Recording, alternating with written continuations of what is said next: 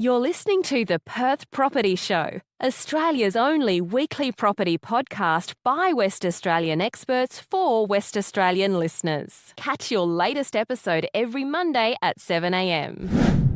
Good morning, everyone. Welcome to the Perth Property Show. My name's Trent, your host as always, and today we celebrate 300 weeks in a row of the Perth Property Show. It was December 2018 when Brendan Ptolemy and myself recorded the first ever episode, and the episode was essentially titled Green Shoots, Where's the Perth Market Going? December 2018. Today we sit at the end of August in 2024 after what has been a crazy ride of 300 weeks, nearly 6 years in this market. We've seen COVID, we've seen building grants, we've seen oversupply turn into undersupply, prices rise over 50%, and in some suburbs prices double in that time frame. Rents rise nearly 90% in that time as well. And to have a conversation about that story, where things are sitting in a micro Perth space, in a more macro Australian space, the man I want to talk to is Col Dutton, GM of Stockland in WA and the National President of UDIA. Thank you for coming in, mate. Thanks, Trent. Appreciate the invite. It's been a couple of years since you were in first. It's crazy how fast time flies. Last time we were talking, we were still coming out of COVID. We were in a strong market, but certainly not a market that's been as strong as the last 12 months, especially in the land space. We've seen some really big price increases. We've seen people flock back to that house and land space, but that is as a response to that first moving market, which was the established space.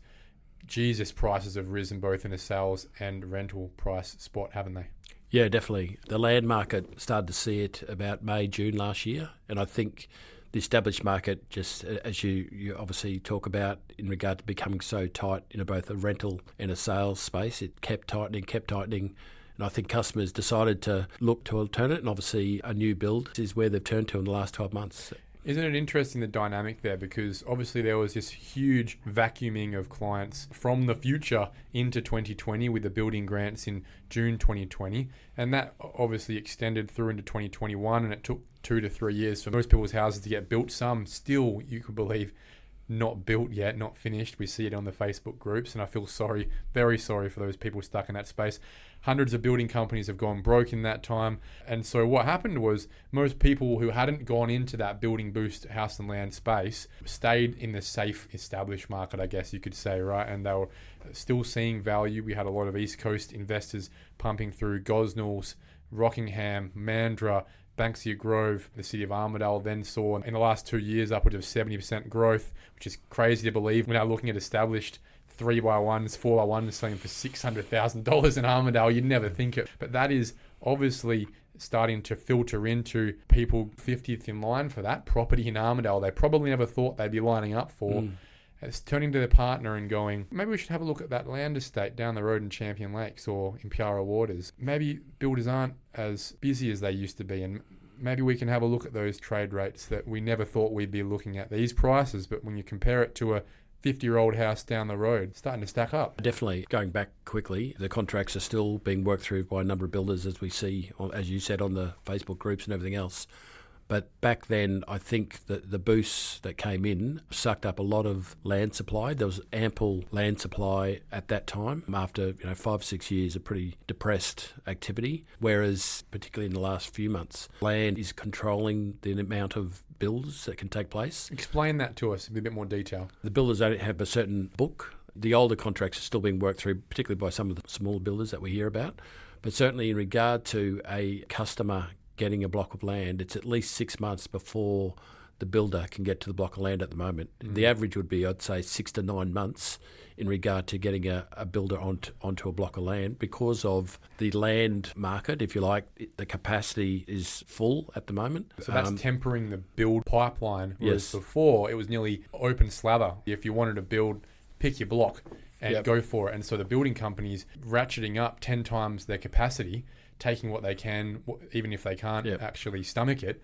Now what you're saying is, hey, look, they're probably actually being tempered now. They might have a capacity for 100 homes a year. They only have access to 70 blocks of land. Yeah, it's a healthier market. It's a more legible market. It is constrained in regard to choice of land in a timely fashion, but it's actually tempering the amount of starts that can take place.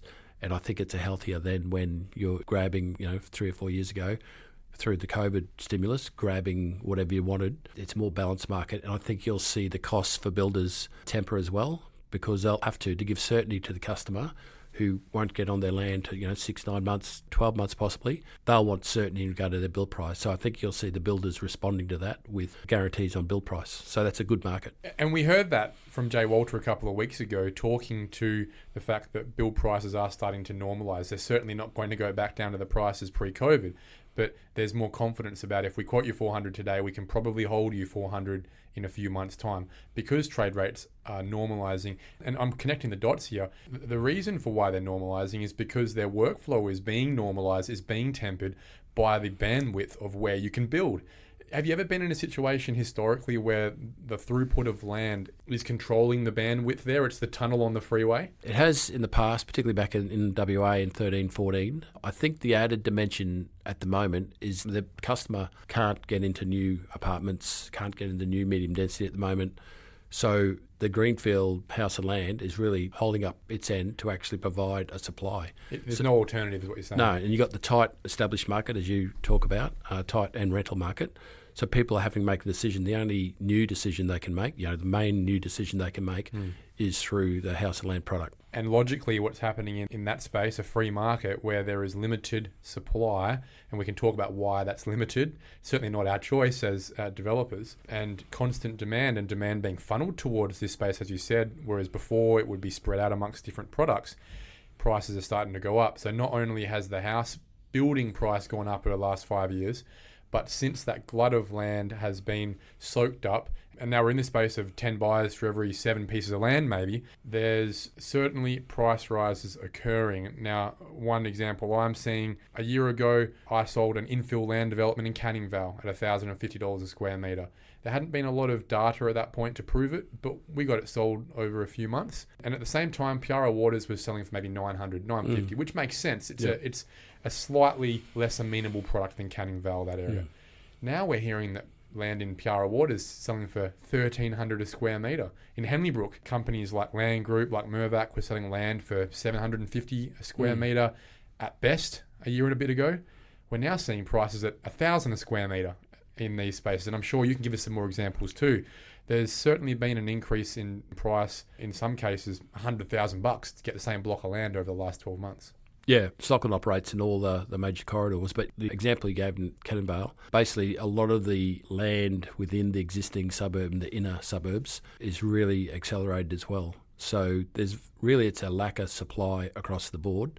And I suppose the likes of the UDIA and ourselves in regard to approaching government, supply is the number one issue. How do we get more product to market more quickly? And I think that's the key issue that we have to address, not only here in WA, but it's also happening in most of the other states as well. Why does it take so long to get communities to market? Well, let's put your UDIA national president hat on for a moment and talk nationally if we can. When you have these round tables with the equivalents of your Kerrys and Safiotis around the country, what's the explanation? Is it always the same themes? Is it the same agencies, water and power, that are getting in the way? Is it red tape? Is it culture? What's happening across the country? From what I've seen, I've been national president for the last year, the consistent theme is the front-end approvals, which is at the state level, the coordination of infrastructure, which again is at the state level, whether it be water, the likes of Western Power, and then environmental approvals. So you get to see the consistent themes across the different states.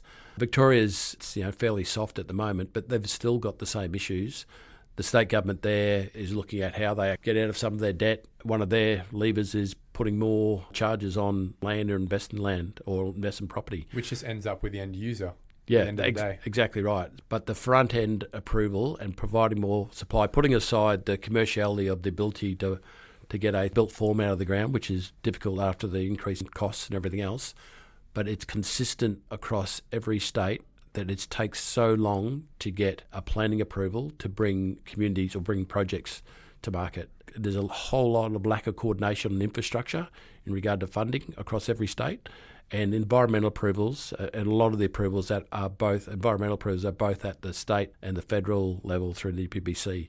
So it's how do we cut through the red tape at the front end is the number one key industry challenge, and it will continue unless we do something quite severe in regard to making it more efficient. Isn't it interesting how at the federal level we hear a real impetus, I think a genuine attempt, or at least a genuine interest to want to fix this problem at a federal level. We want to build this many homes, we want to increase supply by this much. But ironically, that doesn't seem to be filtering down. I think I see it at a strategic level in WA at least. There is an intent as well. I think Minister Kerry is trying to do what he can. I think Minister Saffioti in her space is trying to do what she can, whether I agree with everything that she's doing or not doing in that space itself. But as you said, it isn't connecting through to at an officer level or a cultural level from a strategic point to an implementation side of things. Is that what you're saying?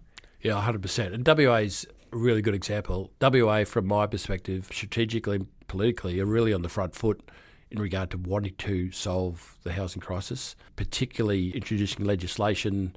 They're setting up structure, the housing supply unit in the Treasurer's area. They've got a real intent to solve this. Their heads aren't in the sand. Yep, that's right. They get it. They know. And it's both cost of living and housing is two top issues federally and locally. But it's a political issue now as well. I mean, when was the last time cost of living was a political issue? Yeah, and I suppose the issue, and like all good intent and strategic intent, it's the execution. So a lot of the interactions we have as an industry across the board, there's not always a collaborative approach where people are prepared to be pragmatic and look across their department to get a more holistic outcome to actually help create supply. It's how do we change the culture to make that happen? To me, it's a real issue within our industry and our interactions with government bodies. How do we allow them to identify that they're part of the solution and part of creating a solution? And I've mentioned it this way before, and I don't mean to be alarmist by saying this word, but I feel like we need a wartime culture. I feel like everyone needs to get on board where the number one priority here is not ticking KPIs, is not meeting budgets or making sure that I'm not going to get in trouble with this. The number one priority should be, is this policy or is this decision assisting with housing supply or is it not? And that should be the priority. Yeah. And most other things should be secondary to that. Yeah, to me it's leadership. And you don't have to go back to war. You can go back to COVID, where McGowan sent letters to the local authorities, tell them to get on with it, get on with approvals, get on with Stop faffing opening around. up supply. Yeah. I think we're in that very same spot right now, both locally and in parts nationally. We've had examples where, in regard to request for information, it's just a bucket of 120 pages asking us for more information that's not collated properly. It's just a whole lot of asks from a whole lot of different departments and officers just throwing whatever they can at a large approval, rather than, hey, what are the top three issues here? How do we navigate through these? What is reasonable and relevant? What is pragmatic in regard to getting this project out of the ground? Yeah. That is the bridge we have to get across. Well, just from a practical point of view, when you think about a subdivision approval and whether you're a 2-lot subdivider or a 500-lot subdivider like Stockland, you get the same Form 1A approval when you lodge a subdivision application. I've had people tell me that just 20 years ago, their applications might have 3 or 4 conditions for approval. Do this, do this, do this, make sure there's water, make sure there's power, make sure the land has been cleared, and you can have your approval. And now we see documents that sit there with 5, 6, 7, 8 pages of just condition after condition after condition, advice. And most of it means cost, but a lot of it means time. And when you've gone and done all that work, it's then more and more time proving that those conditions have actually been done to get clearances. One of the issues that we see practically on the ground, especially in the land development space, and we will talk to the build form space shortly, is you see a lot of land developers who want to get their products off the ground, the civil contractor's ready to go. They'll go and develop a whole new estate without having actually gotten any response back from Western Power in that whole time. They put an application in with Western Power to say, hey, we'd like to get approval for powering these lots and put a transformer over here next to the park, for example. And in the time that Western Power got back to them, they'd already done the whole subdivision. And they're sitting there looking to get a clearance when they haven't even had an approval yet. It's mental to think that you can go and build an estate and some fella can't just pick up an application on his desk at Western Power and assess whether that, done by private electrical engineers, fits code. Then you start thinking, well, what are the practical ways we can fix that? Yeah, and there was initiatives, and I think the UDIA actually got involved in the infrastructure committee. It took fortnightly meetings with the Premier to get a coordinated approach to that. It has landed, particularly in the greenfield. There's still problems there. But certainly looking at the way they did things, whether it be by private certifying or changing their process, it always was going to have to happen. You can't keep doing what you're doing and expect a better result. So that was a good example where the industry got involved and helped influence it. And to that, Western Power, to their credit, acknowledged it and started to change. It's still a problem though, Col. We're seeing this at both a small scale infill level and a medium scale land development space too, where even at strategic in our projects, we're finished before Western Power's even given us a quote. Yeah. Which is phenomenal. Yeah. And I suppose that's being aware of it, acknowledging we got an issue, committing to a solution and staying live on it is really, whether it be Western Power or others. And a lot of that was operational issues. To me, there's a real need to have a more strategic approach to the rollout of all the key infrastructure that's in line with the expectations of the planning in regard to the different corridors particularly, but also within the infill areas as well. Well, we talk about that rolling out of planning. We can talk to Water Corporation, for example. Henley Brook, a suburb that Rita Saffioti sponsored the subdivision of essentially on a policy side a few years ago. Sitting there now with what will be close to 1,000 lots by the end of the year, still hasn't had its sewer connected to the wastewater treatment plant a suburb away. And we have to think, well, where was the coordination with that? We look to the next fringe of land development in East Wanneroo, where is probably the next frontier, we can call it. What's holding that up? Well, a lot of it has to do with when are we going to get infrastructure in there so that these lots we could create tomorrow actually have somewhere to connect sewer and power to. This is what's holding it up in a practical level, isn't it? Yeah, and the state government and Rita and John Kerry particularly, but also Reece Whitby, to their credit, and the Water Minister, we had a round table a couple of months ago with key developers, the industry bodies and the Director Generals from the various departments were involved, and they acknowledged that we can do better, and that's been left with the Housing Supply Unit. So the intention is good. The execution, as I said before, is where the challenge is.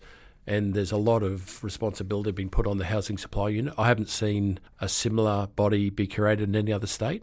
So I think at the front end, the government's onto it. I think, again, it comes down to the characters and the people involved, and bringing it to life is where the challenge is. So this Housing Supply Unit, and we know it was obviously spoken of and introduced as a concept a few months ago. What's it doing at the moment? Do we think it's probably too early days to put a scorecard there? Well, it's probably the end of last year that it was formed. I think it needs to show its own KPIs in regard to what it's trying to achieve, show, I suppose, how the different departments acknowledge it.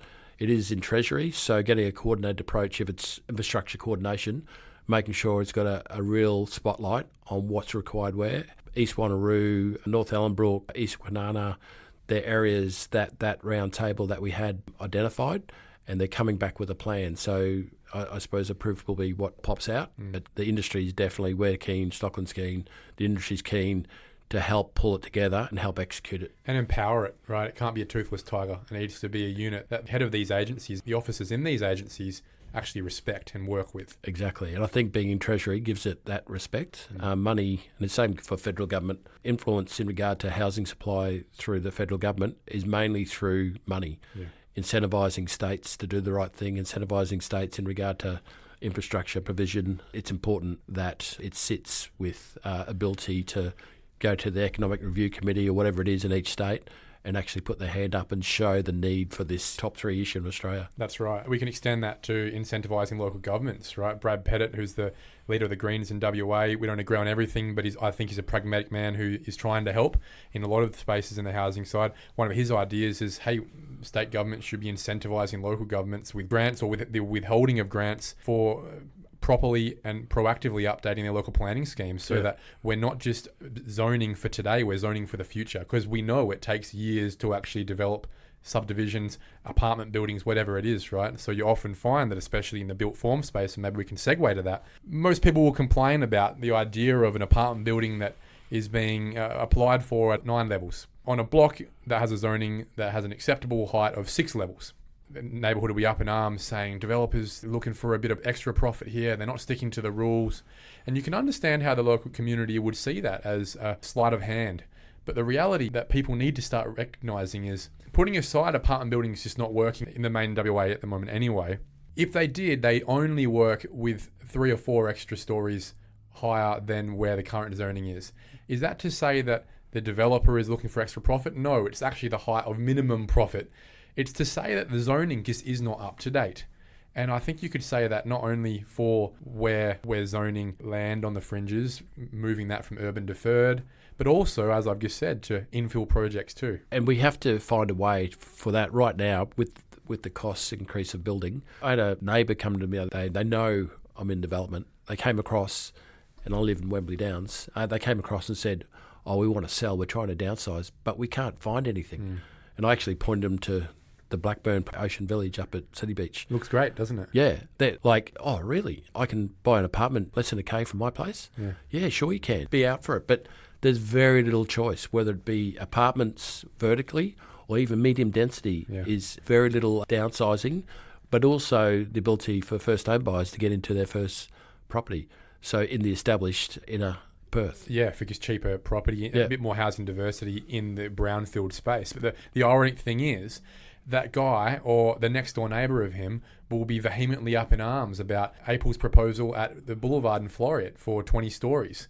That apartment development essentially saves everyone in the rest of Floreat needing to subdivide their backyard one day because the local government's been forced to make everyone's property subdividable. You put all the density in the activity centre, everyone's backyard is saved. The trees are saved. Nah, we don't want 20 stories. Make sure it's only 10 stories. Well, where are you going to put those people? Because they're inevitably going to come. They're either going to come through downsizing or, as you said, a first home buyer who doesn't want to move out 30 kilometres from where they grew up. Yep. And I think that's the challenge for Perth. Perth, particularly the inner 15K, is very suburban. It's got an underlay, historical suburban underlay, where the ability to pull together decent and good housing choice density is really difficult. So the likes of Floreat, that's a really good example. I was in there the other day having a look at the presentation within the shopping centre, and it all makes sense. And it's in an area that's not going to impact any neighbours. There are no neighbours. Yeah, that's right. It's got a little area where they're proposing some resi area to upsize and density. But to me, that's a really good example where you have an activity node with all the offerings within that node. It's perfect. That's where you put it. Yeah. And that, as we said, saves everyone else from having to deal with the heartache of their backyard being split up, or the trees and the noise and the extra parking, the cars, the traffic down the Access B streets. The precinct planning is really important. I think getting early, and that is a precinct plan, if you like. Precinct planning so that people know what's planned into the future is really, really important. So you're not picking off individual developments, but elevating it to a precinct plan. This is the way that Glendalough is going to develop. This is the way that Wembley will develop into the future. And having to say then, rather than the NIMBY at the individual property level, debating against individual development is wrong. Stockland's a big company, a lot of money, a lot of success, a lot of capital behind you. You do a lot of land development in WA. You also do quite a bit of medium density stuff, or at least you're trying to as well, right? I reckon you probably want to do more than you are. But that is the question. If you could, would you be doing more medium density? Would you be doing apartment development if you could? That's the one challenge that I would like to put on the bigger developers in Perth, your Peats, your Stocklands, your Saddleys, is that, hey, you are a part of the solution on the fringes, but can you also be part of the solution in the infill space too? Yeah, and certainly Stockland Interstate, and we've just won a government bid to develop a 3,000 dwelling precinct at Waterloo in Sydney, and that will be, I think it's 50% social housing. We've done apartments in the past, but this is the first decent apartment complex we'll be building into the future, and it's a medium, longer term thing. But locally, we're very much in the medium density. Canopy at Glendalough, launching into the teeth of COVID has been quite difficult, but we're getting there. How's it going? Give us some details on the construction, but also value, sales prices. There's 97 2 and 3 story, 3 and 4 bedroom terrace houses, all green title. We're just launching the last stage at the moment, 14 houses just starting now, and most of the rest of the 80 odd have been sold. In regard to price points, I think we started at about a $750 odd average price point across the 2 and 3 story product. In COVID? It was quite scary at the time. It was a product that, versus Glendalough, that's got a bit of a patchy history of attached social housing and everything else. And you would have had really no price evidence at that point, would you? No, it was well in excess of the median of Glendalough, but we had confidence in regard to the destination and the product and the size of, I think it's 2.7 hectares, so big enough to create a destination up against Lake Mungar, good location, train station down the road. It's going really well. The issue there has obviously been through the teeth of the building industry and the cost, everything else. Our other project we've got at the moment is Beaconsfield. We just had it approved last week with the City of Freo. Congratulations. Yeah. It's how long did that take From first acquisition to lodging to approval. Yeah, probably over 2 years. It's crazy, isn't it? And I suppose we went through quite a few changes there in response, particularly from the city. And actually, we've ended up, I think, with a better product. Sometimes you can forge on, but certainly what will end up there is 206 1, 2, 3, 4 bedroom product, 2 and 3 story. It's a real diverse community. Yeah, and it's perfect where it is on the outskirts of South Freo. That whole little industrial area there will develop over time.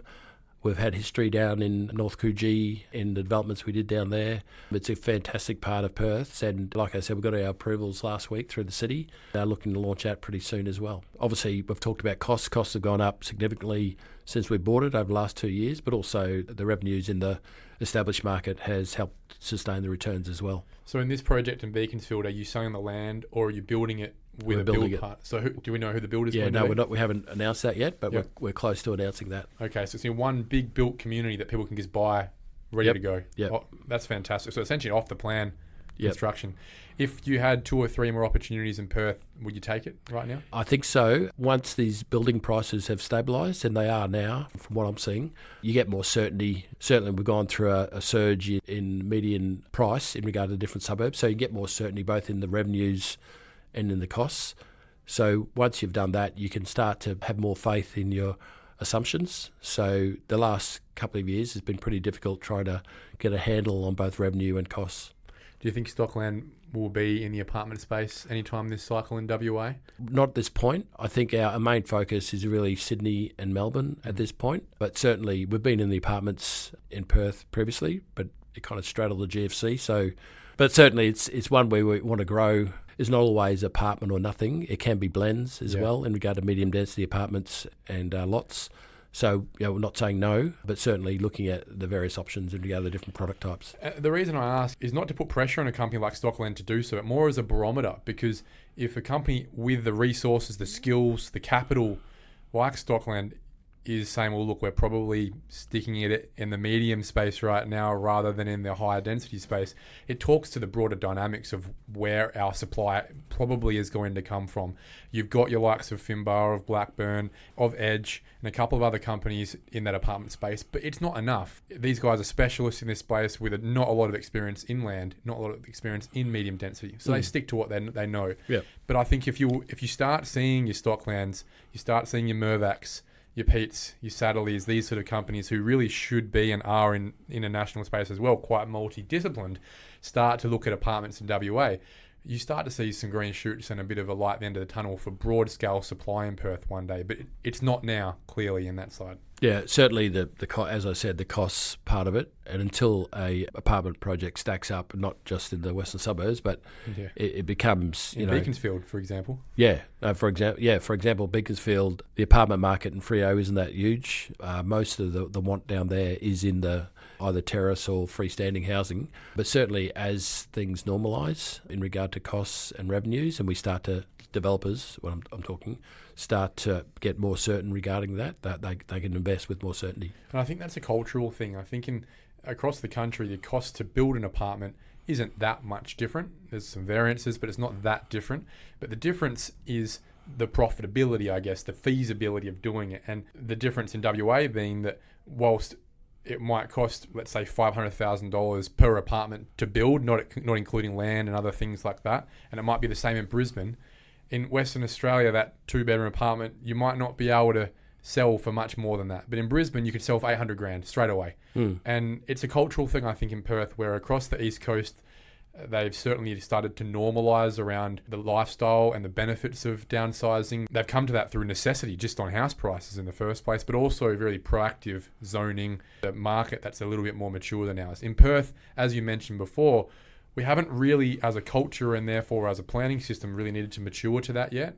We haven't really had to accept apartment living in the norm, in the main, in Western Australia. And so our price points don't reflect us accepting that. For us to have a 3-bedroom apartment and be happy to move into it in Bayswater, for example, the 3-bedroom house probably has to cost 30% more for us to compromise to an apartment. I don't think you see as much of a compromise on the East Coast as you do in the WA culture. And obviously we need to learn from interstate examples and some really great examples that I've seen in different cities, particularly Brisbane, for example, to me has really taken on built form. Especially along the river. Oh, it's beautiful. I was out there about a month ago and just walking around. I grew up in West End in Brisbane, and seeing the change to a community and a suburb and the change it takes on is it really enlivens the whole community there. It's a diversity of product, a diversity of people, it's choice and everything else. I think we, without downgrading Perth too much, we need to understand the benefits it brings, not just the here and now, but also to the future for our kids, for the ability to work where you want to work, live close to where you want to work, in regard to the product you want to be in. To me, it's a real understanding of that product choice that we need to encourage and really have choice for customers within their suburbs or close to their suburbs or close to the work. What do they want to choose? We don't have that at the moment. The amenity can be phenomenal. I was just taken through a tour by Scott Cameron from Finbar a couple of weeks ago at their Civic Heart development. And it's just phenomenal, Col, when you think about what's in these places. Not only does everyone have their own parking, as you'd expect, but you go in there to the shared amenities. There are doctors' consulting rooms there for you to have a doctor come and see you in your apartment. There's massage rooms, there's libraries, there's guest rooms for if your parents came to stay, they can stay in a spare guest apartment that you can rent for $20 a day. Crazy. There's kids' playgrounds like the Fun Factory, ball pits and everything, theatres, dining rooms, general hangout rooms, pool tables and everything like that. These are places that you sit there and go, geez, I wouldn't mind hanging out here all day. Amenity that isn't akin to the apartment buildings we're used to seeing 20 years ago, where it was the pool and the gym with a yoga mat, right? And I didn't even mention the gyms. So living in a place like this, in a place like South Perth, I was going to say, right? Great location as well. Unbelievable to mix this all together. And I think that's when people start coming over mates' houses, their parents decide to do that downsize or whatever it is and start to be exposed to, look, well, what we've got in our apartment building. Yep. Hopefully that starts to permeate through the culture, because there is no going back here. There is no turning around, and as much as the NIMBY culture that we seem to be fighting against is resisting, there is only one direction that this is going. If we're going to have more people and we want to live in a more tight-knit community, we have to build up. Yeah, no, definitely. It's obvious when you look wider, not just Australia, but globally, just the energy it brings, the community it creates, it's all positive. Let's look into the next 12 months, if we can, in Perth. Obviously, Stockland's spending a lot of time, as it has historically, in the land development space. What does it look like for you guys in terms of your rollout? What are your pressure points? What are your opportunities? From the market perspective, and as you know, the established market is so tight, it's going to take a while for that to unwind. We've still got the demand, population demand, the jobs, everything else is looking good. Our number one target at the moment is bringing our new communities to life. It really is the Beaconsfield that I talked about before. So it's delivery and getting approvals at the front end to deliver. Stockland's got 3 large communities in the pipeline in addition to our 5 active ones at the moment. All they need is approvals to bring them to life. There's about 10,000 lots across 3 different corridors. That'd help. That would help. Yeah. But again, it takes years to get there. And having a coordinated, holistic approach by government and key government assessment planning, really. So it's environment, it's planning, it's Water Corp and Western Power. Yep. And what you just said is reflected on other states as well. I think we, as a community, need to wake up to the need to have a front-ended supply and understand it, maybe educate the community a bit more, not just the here and now in regard to the house they're living in, but how it looks into the future, how it looks in regard to their kids and beyond. So for 2024-25, delivery is the focus. And because of that, I guess you're not seeing a lot of downside on the sales part of the business, right? The demand is essentially as high as it's ever been for your products, isn't it? Yeah, without wishing a global issue coming up, certainly locally, I think it's looking all good for WA. Like I said, the economy, the population, all the demand drivers are there. It's about how do we make more efficient supply. Yeah, and that's the thing. I think most developers, you ask them right now, what's the biggest issue? It's certainly not sales. It's, in a lot of cases, unless it's apartments, probably not even profitability. I think price points getting to a point now where the industry is incentivized to provide the supply.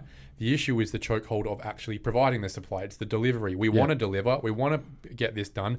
Why aren't you letting us? Yeah. That's essentially what it is. Yeah. Because there are certainly people on the demand side, both sides, buyers and sellers, want this to get done. They all want a roof over their head, or they want to provide that roof over their head. Everyone's incentivized to do that. Across Australia, more than 95% of housing, as in all forms of housing, are provided by private industry.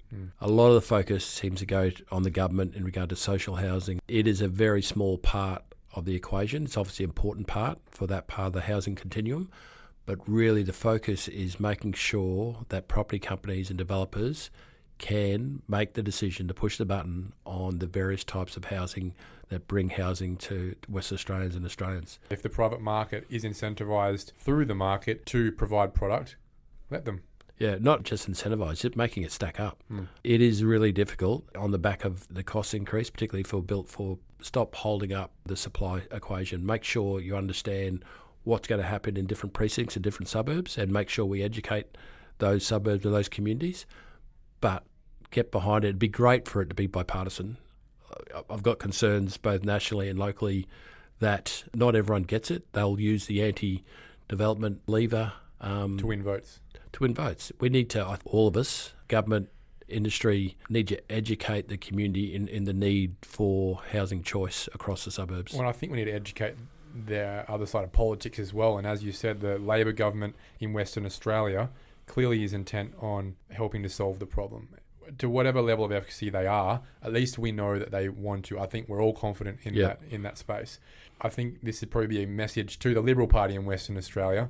Make sure you are too, because there is always going to be the deep blue side of Liberal Party, I guess, that is very conservative, very much not in my backyard. But that new generation of conservatives that you're hoping to attract, those people do not have the same priorities. Their issues are cost of living. Their issues are, I might have grown up in the western suburbs, certainly can't afford it these days.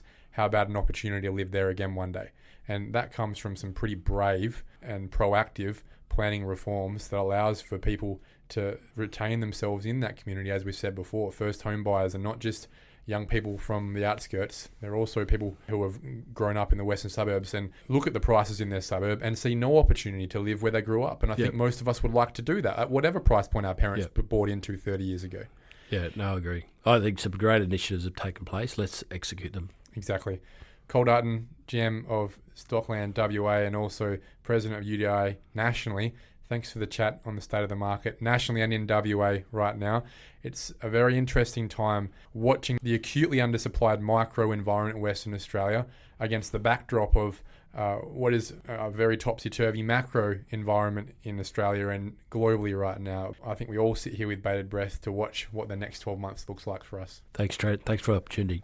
Thank you for listening to another episode of the Perth Property Show. If you've only just joined the conversation, you can catch up by heading over to our website, perthpropertyshow.com.au, subscribing to the podcast, or joining our Facebook page. Don't forget to tune in next Monday at 7 a.m. for more expert insights, local analysis, and suburb spotlights.